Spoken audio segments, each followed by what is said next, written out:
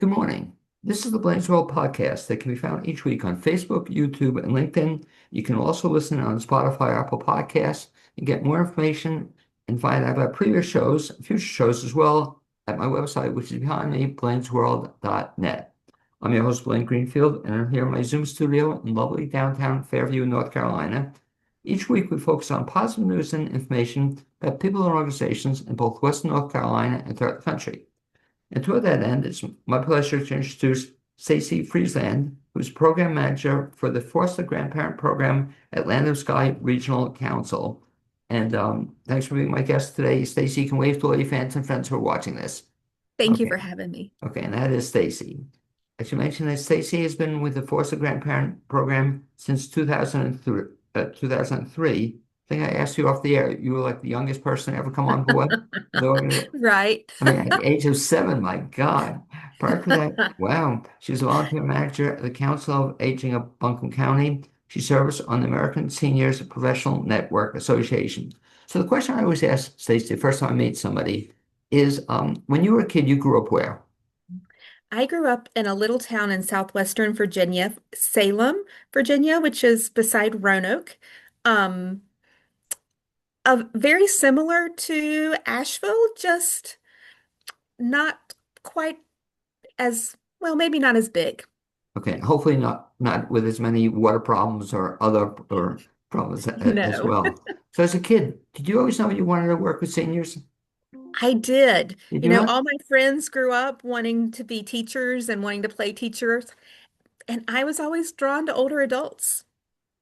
It's funny you said that because I remember one woman, hope she's not listening, but I once went out with, she actually criticized me, said all my friends were older, and I was recognizing older folks. But I think that's really cool. So how do you know, like you said, you always were drawn to older folks. Did you work with them or did you volunteer to work with them?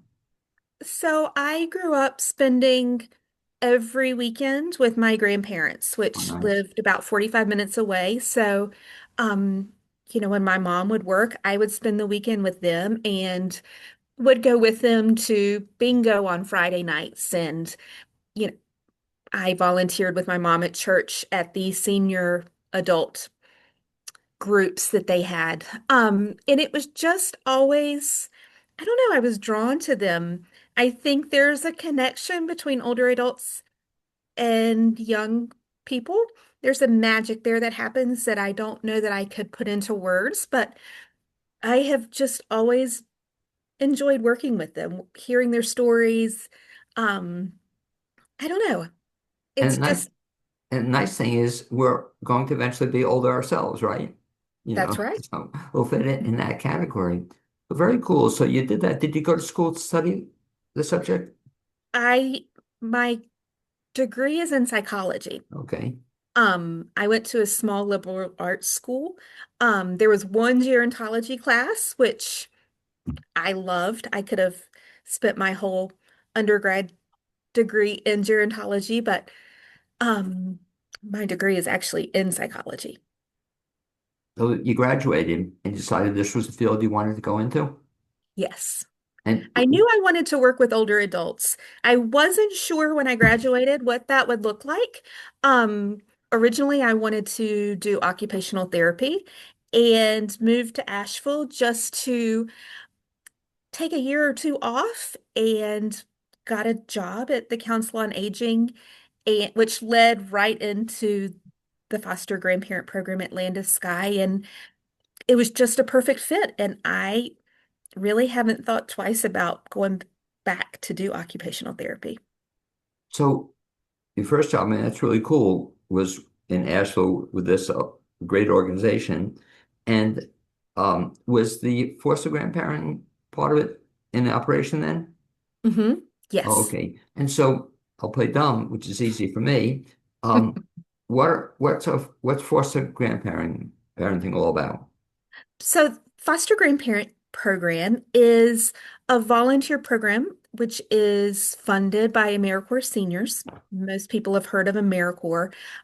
We work specific, this section of AmeriCorps is specifically for older adults, 55 and older. So, the foster grandparent volunteers go into schools, nonprofit childcare centers, Head Start programs, and their mission, their calling, if you will, is to work one-on-one with children that need a little extra love and attention. And so they work one-on-one with these students, doing everything from helping children get ready for kindergarten, helping just talk to them, read stories, sing songs. In the elementary setting, they work more as a mentor or a tutor, helping students stay on task, doing a lot of reading comprehension work, just kind of being a cheerleader for students that are falling behind. Now, And as is there an age limit in terms of who they work with? Is it only elementary, or can they work beyond elementary? they can work with youth up to the age of 21. Oh, okay. Locally, we work with children from infancy up to about the fourth grade. We do have partnerships with middle schools, but I have found that most of the volunteers that I have really want to work with the younger students, the ones that are still, as they say, cuddly. I think it takes a special person to work with a teenager. Um, as a mom of a 16-year-old, I think it's different. It's a different sort of focus. Um, and most of the grandparents have wanted to be with the younger students. And talk about that if you would, Stacy. I guess there are two aspects to this. The first being to find the children to work with. How does, if anybody's listening, can they sign up to not only being a foster grandparent, but can they sign up to have their child get a foster grandparent? How does that work? So, no.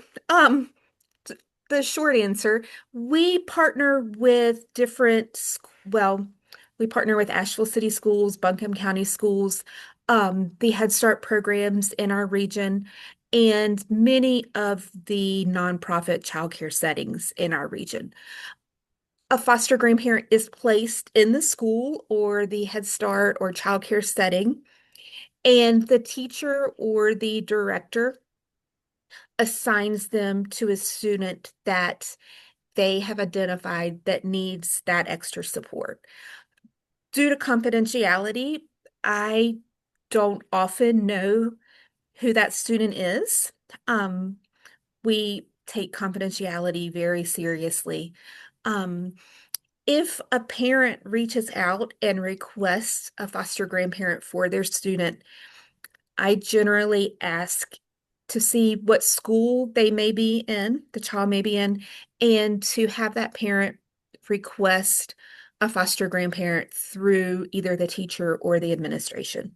Okay, so they can, I guess, request it, but it has to go through one of the It does. agencies. It So does. when they're in the school, then or you go through school, they work with these children. Then is it on a one-on-one basis, or are there small groups? How does that work?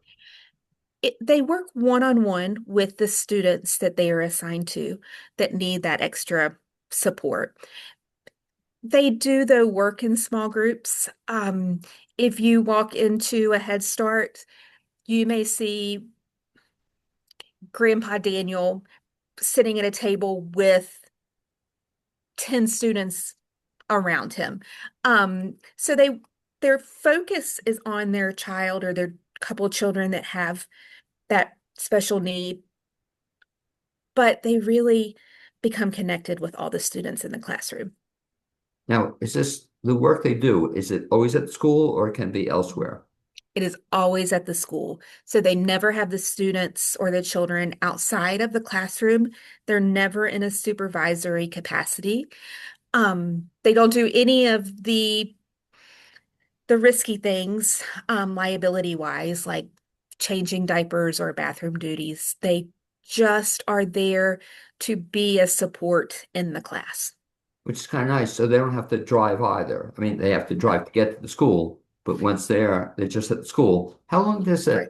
that typically last? A couple hours, or how does a session last? So the volunteers are required to do a minimum of 5 hours a week. Okay. Most of our volunteers average between 20 and 25 hours per Wow. week. We have a handful that are there 40 hours and would probably be there on the weekends and at night if they could. We really like to work with a volunteer to decide a schedule and the times that work for them. The program was truly designed to be an experience for someone who is retired. So we want it to work with their life and their families. So our volunteers usually do 4 or 5 hours a day, Monday through Friday. Some take Fridays off. Some work Tuesdays and Thursdays or Mondays and Wednesdays. We really have a variety of times. We just ask that the volunteer be, once they've set a schedule and that schedule works, that they keep that commitment when as much as they are able. Um, we do have volunteers do receive vacation and sick time so that, if they go to Florida for a month every spring to visit their daughter, they don't have to change that because of their commitment to the program. Or if they aren't feeling well, they have sick time that they can use um, because it's you have to take care of yourself before you can take care Well, of others. now the volunteers, are they working 40 hours a week? It's a lot of hours. Are they working with different children or do they just work with one child on a one-on-one basis? Typically, the volunteers that work longer hours, and we only have a handful that Sure. do over 30. Um, Generally, they work with at least 3 children they're identified with. Um, they might work with 6 or 7. Um, so they work with their assigned children as as much as they can, and then they may work with small groups or support the teacher during reading time or group time.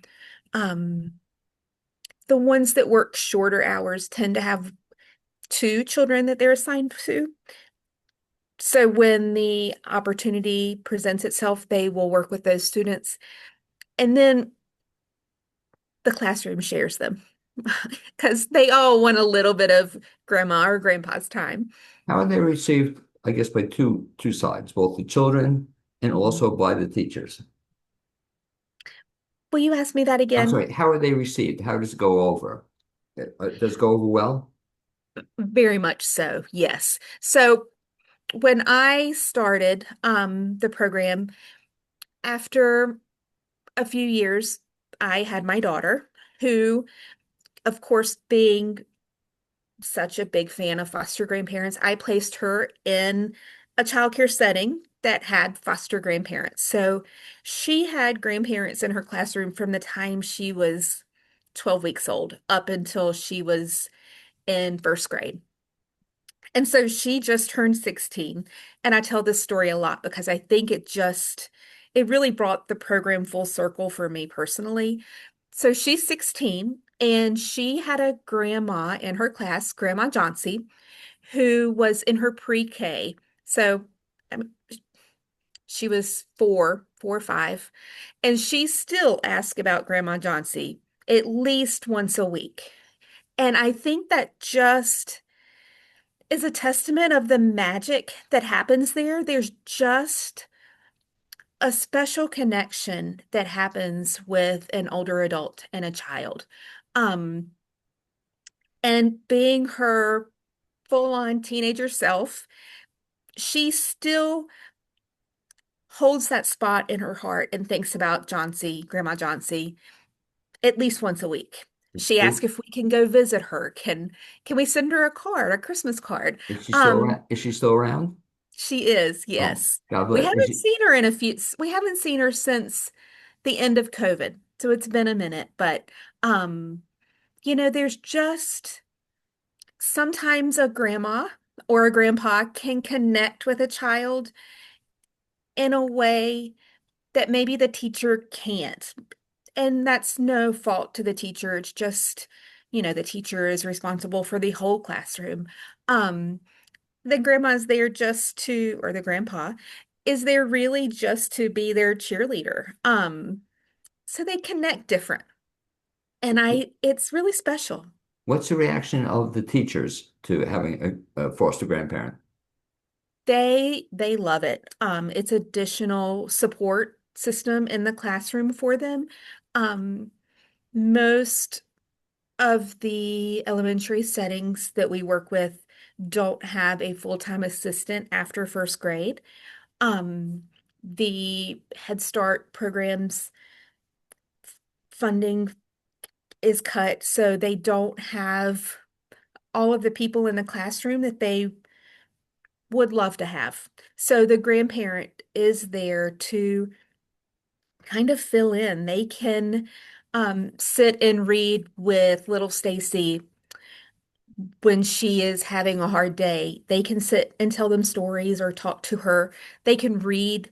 They can just be present for them when the teacher may not have that time to spend with her when they're having Now, trouble.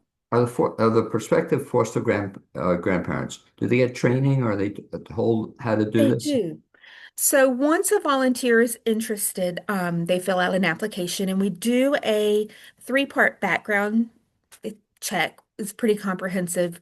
And once all those steps are complete, we meet one-on-one and we do a 20-hour pre-service orientation to make sure that they're comfortable with all the rules and regulations of the program, that they understand confidentiality, um, the kind of what to look for if a child is being neglected or abused. So we try to cover all the big things and the little things, down to, you know, can I wear tennis shoes? And everything in between. And then we try to place them with a volunteer to shadow a seasoned volunteer, if you will, to shadow to get a good idea of what the volunteer does during the day. And then once they're ready and comfortable, then we place them with a teacher in a classroom, whether that is in with the younger kiddos, the littles, I usually refer to them as littles, or the elementary setting. So then we go visit the school, um, and make sure they're comfortable before they get started on their own. Now, in terms of volunteers, talk a little bit about them, if you would, Stacy. First of all, in terms of age, are there age requirements to be a volunteer? Yes, you have to be 55 years of age or better, to volunteer. You can volunteer anywhere above that, age-wise. So we have volunteers that are in their lower to mid 80s. Our oldest volunteer was 92 when she retired. Um, our youngest volunteer right now is 56. So we have all ages. And really, I don't think a volunteer is ever too old to volunteer. Um, I get a lot of questions about education. I don't have any, you know, I don't have a degree in education or I don't have childcare courses, and really none of that matters. All that a volunteer really needs is just that love of children. Um, the teachers, the teachers will handle the teaching. The volunteers are really there just to love and support and kind of build up the the children. How long does a volunteer typically last? In other words, they sign up. Do you have some who've been there a bunch of years? Usually, once a volunteer gets started and settled in, they find their niche. They volunteer until they life happens and they're unable to volunteer anymore. So health wise, I want to say our longest volunteer right now has been in the program 16 years. Wow. Um, it we don't have a minimum requirement time wise, but usually once the volunteers start, they're there long term. Now, I mean, that's pretty outstanding to be there 16 years. Yeah. What happens in the summers then? I guess some programs operate year round. but Mhm. some don't. So I guess it's kind of a down period for the volunteers at times, or they miss it. It is. We give them the option. So our volunteers that are in Head Start Right. or in the elementary setting, we give them the option to go into a childcare setting if we have openings for the summer. Some like to do that. It's kind of a change of pace if they've been working in the elementary school setting to go and, work with pre-K or 2-year-olds. Some of our volunteers like to take the summers off. Some will work in summer reading programs. They usually have a 3-week summer school, if you will, but it's usually more reading intensive. And then they start back with their teachers in the fall. Now, are some of your volunteers, I assume some are, many are grandparents, but you don't have to be a grandparent to be a volunteer? Absolutely not. No, we have a number of volunteers that don't have children or grandchildren. Um, One of mine who is just very dear to my heart, she never had children and she started about the same time that my daughter was born, and she just volunteers and rocks babies. And just she said, I was never blessed with children, but now I have hundreds of grandchildren. Um, it's really beautiful. It's a special connection. It sounds so. What do the kids call the volunteer grandparents? Most of them called them grandma. Do they really? We Very have cool. one foster grandpa, um, but most of them call them grandma or granny.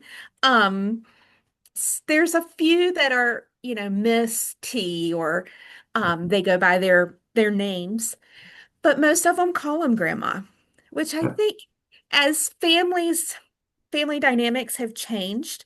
We don't live down the road from our grandparents Right. anymore. So it's really a special connection so that, if your grandchildren live in Pennsylvania, you can still have that connection um, with a child, and it fills a place in your heart. And you mentioned, for example, that right now you just have one male foster Mhm. grandparent. So I can assume Yes, that that's something you'd really like to find more foster grandparents for definitely. guys. Yes. Foster grandpas, they're rare. We don't find them as easily as we find foster grandmas. Um, it and it's a special connection because there's many children that don't, especially young boys, that don't have a positive male role model in their lives. So you'll see Grandpa Daniel walk in and the kiddos just swarm him. It's a different attention. And a lot of children crave that positive male influence if they don't have that readily in their lives. So in terms of the match, though, so the foster grandmothers, they can be matched with girls, so and boys as well. Hmm. And Yes. the guy conceivably could be matched with girls, but I guess you have such crying need for boys who want to force their grandpa. That's really cool. Talk about the process and Stacy, if you would, we were talking off the air, but somebody's interested in becoming a foster grandparent. So Describe, yeah. they can reach out to me either by phone or email, text. My direct line is 828-251-7448, and that you can call or text that number. Okay, Or well, you I'll can just have you repeat that. So again, if anybody's interested and we'll talk about other ways to get in touch, but they can certainly text or call you. And that phone number again was what? 828-251-7448. Okay. Is there also a website they can check out? Well, yes, but our application is not on the website. So I generally mail it because we have to have the original signature on the application. So I generally mail it um, snail mail because it's larger print, so it's a number of pages. Um, but you can Anyone can reach me at my email address, which which is is Stacy at landofsky.org. okay, and that's Stacy spelled with a, Stacy at landofsky.org. and that's the right way, of course. That's how it should be spelled. That's So, right. but again, if somebody just wants information though about hmm the program, that's on a website somewhere. It is, yes. And that's at the landofsky.org website under the Area Agency on Aging section, and foster grandparent is a sub tab of that. And so right now, how many foster grandparents are there? And this primarily, I guess, just in Buncombe County or in Ash, where is this? We are located in Region B, so we serve Buncombe, Madison, Okay. Henderson, and Transylvania counties. Our largest is Buncombe County. We currently have 32 foster grandparent volunteers, and we serve 12 schools, Head Starts, and nonprofit centers. So again, if somebody not a child, a parent wants to get involved, but if a center or a school wants to get involved, they can get involved by contacting you. Absolutely, yes. And so you're always welcoming that. Always, yes. And lastly, Stacy, if you would describe what you're looking for in terms of a volunteer, that we talked about the age requirements Mhm. of 55. What else are you looking for when you're looking for a volunteer? So we are a stipended volunteer program. So all of our volunteers have to meet three main requirements. So it's 55 and older. They have to live on a limited income, which is 200% of the poverty level. We can count medical expenses to bring that down if the volunteer is over income for that. And the volunteer has to be able to commit to 5 hours a week to remain enrolled. Any particular skills you're looking for when you're seeking a volunteer? Really, it is just that love of children. Myself, I am drawn to older adults. I am not drawn to children. Um, I probably wouldn't make a great foster grandma, although that's changing as I get older, I guess. Babies are a little more fun now than they were. Um, but they just really need to have that love and that desire to help others. We have a lot of volunteers that get started um, that, you know, get into it for various reasons. Maybe they have just lost their spouse or they've retired and they just have extra time on their hands. And I hear so often that it really becomes life-changing for them. It's hard to describe, but it truly is beneficial both for the child that the volunteer works with, but also for the volunteer themselves. There was a research study a number of years ago that says if you volunteer, you live an extra 7 years. Oh, really? Wow. Um, I think post-COVID, we have seen a lot of research coming out about social isolation and how detrimental that is to our health. And I think volunteer programs like the foster grandparent program is really beneficial in keeping keeping folks socially connected. We're not meant to be alone. And that, being dependent on, knowing those little kiddos are wondering where grandma is if she doesn't show up and how excited they get when you walk in the door, that makes you feel really good. And last question, you've been with the organization now how many years? 22 years. 22. Where do you see, I guess, the organization going or your role going in the next X number, 22 years? You know, the foster grandparent program just celebrated its 60th anniversary in Okay. August. I hope to see it around for another 60 years. Um, I was really fortunate and found my niche, if you will, young. And it really, having my daughter have foster grandparents in her life really brought the program full circle. I'm also really fortunate that I have worked on or currently work in the as a board member for the national board. It's the oh um ASPN. The I'm drawing. I can't No, come you're up with the saying acronym. you were fortunate you were a member of the national board. And Yes, the AmeriCorps Seniors Professional Network. So I get to help other programs, help educate them, act as a mentor for them, go to DC and advocate on behalf of the programs. And that's really been a special role um, as I've been here for more than 20 years. who would have thunk? Anyway, Stacy Friesland, I'd like to thank you for being my guest on this edition of Blaine's World Show.